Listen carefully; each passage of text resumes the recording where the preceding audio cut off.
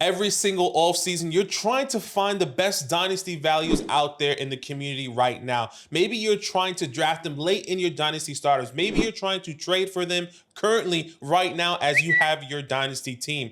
I'm bringing you some players that you really shouldn't be missing out as we get closer and closer to the season here. Make sure you drop a like and a comment down below. Who is the best dynasty value currently in the market right now? And let's get straight into the video. All right, my first player here that I believe is being overlooked, undervalued in the community right now, that I believe you should be trying to acquire or draft in your dynasty startups at the wide receiver position is Christian Watson, somebody that I believe is a phenomenal value currently in the community.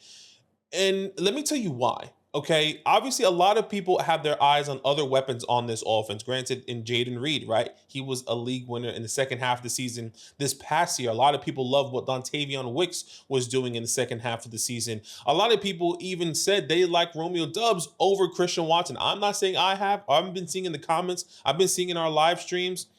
I'm more of a Christian Watson believer and still a Christian Watson believer over Dontavion Wicks and Romeo Dubs. I can say there could be an argument with Jaden Reed and Christian Watson, even though I have Jaden Reed higher than Christian Watson. But we have to understand that Christian Watson is going to be playing with a quarterback that I'm not going to call him elite, but he has the door open. It's peeking in of him stepping into potentially that elite role, depending on how he goes into the 2023 or 2024 season, excuse me, because we saw Jordan Love step up in a tremendous way this past year, not only taking this team to the playoffs and essentially his first year he played as a quote unquote, right, rookie on the field type of player. The type of teams that he beat were pretty phenomenal, like the Dallas Cowboys in the playoffs at their home. I thought that was pretty significant in Jordan Love, not only producing fantasy relevant wide receivers, but commanding this offense here. And having Christian Watson in this offense is a huge bonus. Now, a second reason why a lot of people are kind of undervaluing him and overlooking Christian Watson is due to his injuries. Obviously, Christian Watson has been struggling with a lot of injuries in his career. Even in his rookie year, he came in and we saw him miss a lot of the preseason. We saw him miss a lot of the first half of those games there with Aaron Rodgers back in 2022. And then we saw him become the league winner in that second half of that season, right? He was similar to Jaden Reed. He became the league winner and the go-to guy for Aaron Rodgers at the time, which was a little bit of a different situation. And we saw him on and off the field in 2023, and he wasn't even healthy for the majority of that time. Now let's look at the production when he was on the field, because I think that is pretty significant. If you look back in 2023, you can see, like I mentioned earlier, he was on and off the field not 100%. And I think that's what is really important when you look at Christian Watson. If you followed all the games, if you followed the storyline throughout the season, what do we know about Christian Watson? He was playing while he was injured. He couldn't really open up in his routes. He really couldn't. What does Christian Watson win with? Is his speed, his ability to use his speed, not only to get separation, but to get down the field and so on and so forth to win his routes. And we didn't see that while he was on the field for the 8 games essentially that he played unhealthy in the 3 games that I would personally say he was healthy for. And let's look at those 3 games specifically when he was fully 100% go, and we saw Christian Watson really open up on the field if you were watching those games. Week 11 to 13, he was averaging 19.7 fantasy points per game. Not only that, you can see 10.2 fantasy points in week 11. He didn't have too much of a production. Caught 2 out of 4. He caught a touchdown. Week 12 against Detroit, caught 5 out of 7, over 20 fantasy points, caught a touchdown. These are tough defenses. Well, maybe not the Chargers, but Detroit was really coming to their own in the second half of the season. The Kansas City Chiefs were one of the best defenses in the NFL in week 13. Caught 7 out of 9 for 71 and 2 touchdowns, scoring over 27 fantasy points. And once again, let me remind you, he is playing with Jordan Love. And if he can open that up, stay healthy for more than half of the season this year, I think we can see a nice boost in Christian Watson's value, because currently right now in the community, ranked wide receiver 36 on Keep Trade Cut and wide receiver 38 on the Flock Fantasy website. If he had anywhere near the season that he had in his rookie year, or anywhere near the the type of span that he had from weeks 11 to 13. Where can Christian Watson potentially finish in the 2024 season here? Maybe does he finish as a wide receiver one over Jaden Reed? Does he finish as a low high end wide receiver two behind Jaden Reed, and we can just see him being boosted up to maybe a top 24 wide receiver in Dynasty going into next year. All right, my second player on this list that is being overlooked and undervalued in the community is Christian Kirk. Yes, another Christian. So if I say Christian Watson in this take, please forgive me. You know who I'm talking about. All right. People are overlooking Christian Kirk because of Brian Thomas Jr., rightfully so. A first-round pick, another weapon that the Jacksonville Jaguars are adding for Trevor Lawrence here, which is fair. But I have to say, we kind of did the similar thing with Calvin Ridley last year. Now, two completely different talent, but the situation is a little bit similar, right? Brian Thomas Jr. obviously is one of the best rookies, wide receivers coming out of this draft class, one of the top wide receivers going in the first round as well. We have to keep that in mind. But last year with Calvin Ridley, even though they signed him and they thought that he was going to be the fantasy breakout, not only to help Trevor Lawrence, but to help himself, that wasn't the case. And not to toot my own horn, I was on the train of Christian Kirk last year because he was a better value. And I believed in the floor that he was going to be producing. And not that I didn't believe in Calvin Ridley. It's just that I think he didn't play for 2 years. We have to remember that he did not play for 2 years, and he was instantly going to become a top 12 fantasy in a redraft perspective. Okay, keep in mind, in a redraft perspective, he was going to become a top 12 fantasy wide receiver. I found that hard to believe, and I thought Christian Kirk was a better value here, and he was. And let me show you. Okay, I kind of broke it down from weeks 1 to 12. You're saying, why weeks 1 to 12? Remember, Christian Kirk got injured in the last 5 games of the season where he didn't finish. And also, obviously, Trevor Lawrence didn't finish that season either. But you can see here, weeks 1 to 12, 56 receptions in favor of Kirk, more targets, more yards, less touchdowns more in favor of Calvin Ridley in that span. Now, within that span, look at the fantasy finishes. Wide receiver 22 versus wide receiver 23. Look at the points per game as well. 13.5 versus 13.3. You have to remember that first game of the season in week 1 where Zay Jones took off and Calvin Ridley also took off and everyone was saying, oh my goodness, Christian Kirk is dead.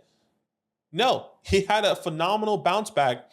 And I'm bringing this stat for you for fun. Christian Kirk, if you look at weeks 12 to 13 or 12, weeks 2 to 12, and you take away that 1 point game, Christian Kirk was a top 17 wide receiver with 14.5 fantasy points, averaging 14.5 fantasy points per game, where Calvin Ridley in that span, wide receiver 33, averaging 12.4 fantasy points per game. I am not saying Brian Thomas Jr. is not going to be the guy. I do believe it. I know I've drafted plenty of Brian Thomas Jr. I believe in his talent coming out of LSU there with Jaden Daniels and the fantasy hit rate with him being a first round wide receiver. I'm saying we potentially have to lower our expectations when it comes down to Brian Thomas Jr. in his first year. Okay, I mean, what did we say last year with all these wide receivers? Wow, look at Zay Flowers. Doesn't have anyone around him. Look at Jackson Smith and Jigba, right? Jackson Smith and Jigba was a little bit different, right? I mean, he is not the Malik Neighbors, Marvin Harrison Jr. type of elite talent. He is not somebody that's going to come in and instantly demand 100 plus targets. Now, I do believe he will get 100 plus targets, but is he going to demand it? Is he going to change this offense? Now, if he does, that's amazing because I have a lot of stock in him and you probably do as well. But I'm saying Christian Kirk, because of his value right now, not even comparing it to Brian Thomas Jr., his value alone as wide receiver 36 on Keep Trade Cut and wide receiver 37 on the Flock Fantasy website. And I'm telling you, he could have finished as a top 20 wide receiver based off of what we saw this past year if he didn't get hurt. That's a phenomenal value. This is a good wide receiver too that could potentially be on your team, maybe even a flex option. You're drafting him in your dynasty leagues right now as a flex option, not as a wide receiver too.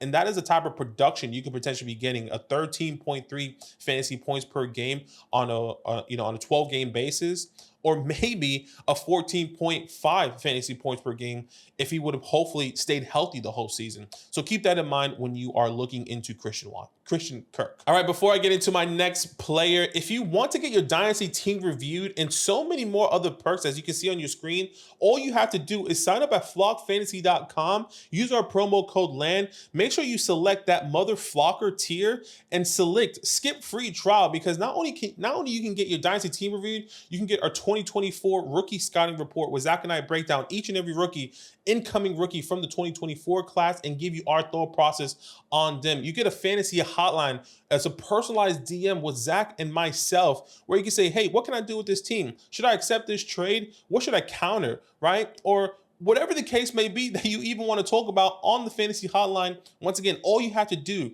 is sign up at flockfantasy.com, use our promo code LAND, and we can definitely get you set up here as soon as possible. All right, staying at the wide receiver position here, another wide receiver that I love, completely being overlooked, maybe in a win now perspective, and some teams out there, I would highly advise that you go out and try to acquire him right now. That is Amari Cooper. And let me tell you why he's being overlooked and undervalued in the community.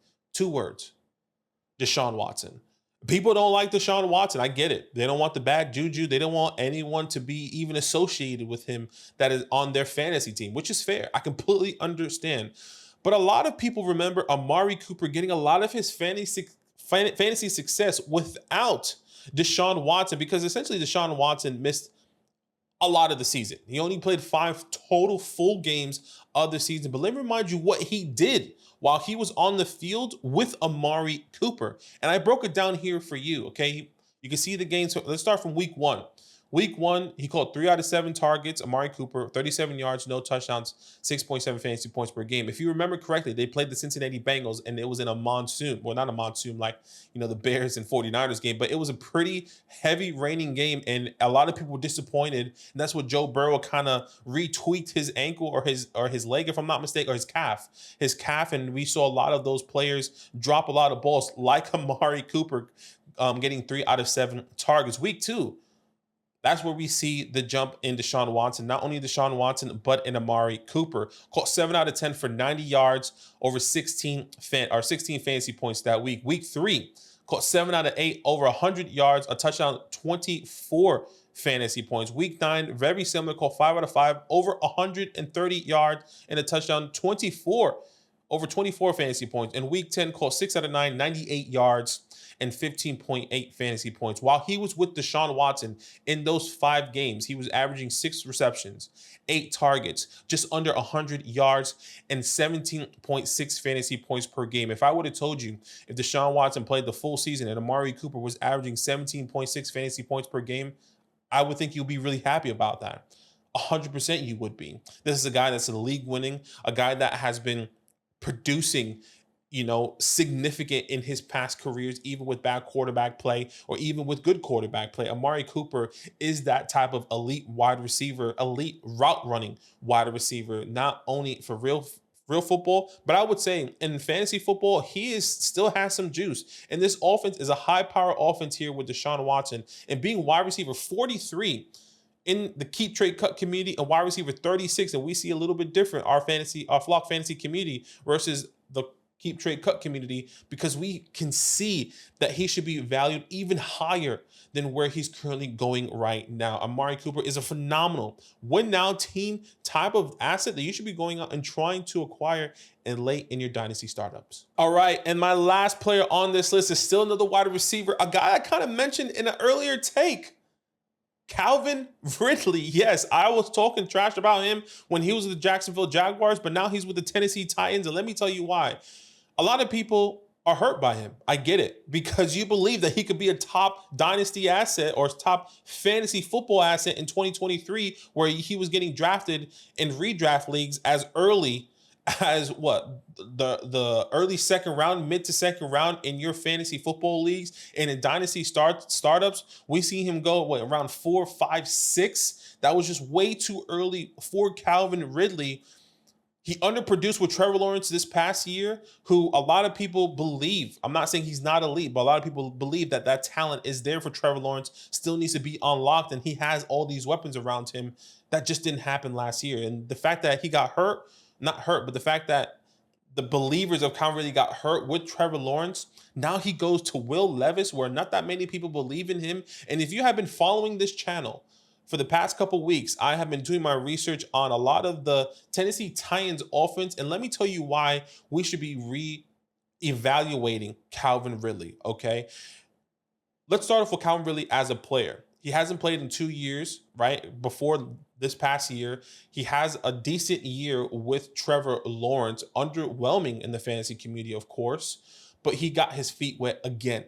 He has another year under his belt. Remember, he doesn't have the tread on his tires that we have seen all these other wide receivers. He is maybe 29 years old, but he's 27 in the fantasy community because of those 2 years he essentially did not play. And let me tell you about this new front office. And once again, I'm going to bring this in a really condensed way because I've talked about this in an extreme way in multiple different takes. Go look at the DeAndre Hopkins take. Go look at that Will Levis take, okay? The new front office with Brian Callahan and what he's going to be doing and how he has produced fantasy relevant wide receivers there with Jamar Chase and T. Higgins. Obviously, he had Joe Burrow, but he has Will Levis now, of course. Not saying Will Levis is anywhere near the talent of Joe Burrow, but we all knew the hype that was Will Levis before he got injured in 2021, if I'm not mistaken, with the rushing upside there. The new offensive line weapons, they get J.C. Latham, Cushenberry from the Broncos, right? And Peter Scarronti going into his second year. And the weapons around him. Calvin Ridley is not the only weapon that people have to be accounting for. Tyler Boyd, right? Chika Okonkwo, Tony Pollard, Tajay Spears, DeAndre Hopkins, and now Calvin Ridley himself. We have seen, once again, Brian Callahan produce these fantasy relevant wide receivers, and the fact that Calvin Ridley could be the T. Higgins to Will Levis, or maybe he could be the Jamar Chase to Will Levis. Doesn't matter. Pick your poison. What do we know about both of those guys? Jamar Chase, a top 3 dynasty wide receiver, and T. Higgins, a top 24, depending on your rankings, wide receiver. And he may be a little bit older, but currently in the community, wide receiver 49 on Keep Trade Cut, wide receiver 39 on the Flock Fantasy website. So people on our community believe in Calvin Ridley just a little bit, 10 points more compared to Keep Trade Cut. And look, he signs a 3-year contract. So he's going to be growing with Will Levis at least for this year and in 2025. And DeAndre Hopkins could potentially be off this team as well at the end of 25, where Calvin Ridley can then jump and be the wide receiver 1. Okay, so undervalued wide receiver that is going into a whole new situation and a whole new opportunity with the quarterback, with the offensive coordinator, and he has his feet wet again, like riding a bike because he hasn't played in the last 2 years.